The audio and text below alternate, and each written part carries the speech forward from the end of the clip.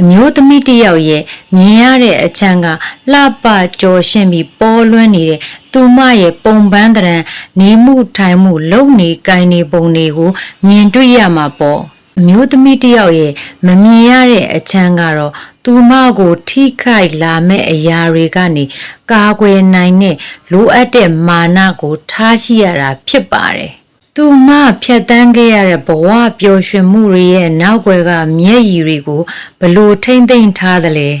အမျိုးသမီးတွေကကိုရောက်နေတဲ့ဘဝအဆင့်တနေရာမှာကိုယုံကြည်မှုရှိအောင်လဲတီးဆောက်နေကြရတာဖြစ်ပါတယ်အမျိုးသမီးတွေရဲ့မြင်ရတဲ့အချမ်းကတော့လှပကြော်ရှင်ပြီးမမြင်ရတဲ့အချမ်းကတော့မာနတွေရှိဖို့တန်မာဖို့ယုံကြည်မှုရှိဖို့ကိုရှေ့ဆက်ဖို့ကြိုးစားနေကြရတယ်ဒီတော့ဒီဗီဒီယိုကိုကြည့်မိနေတဲ့အမျိုးသမီးတွေမှာလဲကိုယ့်ရဲ့မြင်ရတဲ့အချမ်းနဲ့မမြင်ရတဲ့အချမ်းမှာဘာတွေလိုအပ်နေလဲလို့ထင်ပါတယ်ဖြေပေးခဲ့ပါအောင်ကျေးဇူးတင်ပါတယ်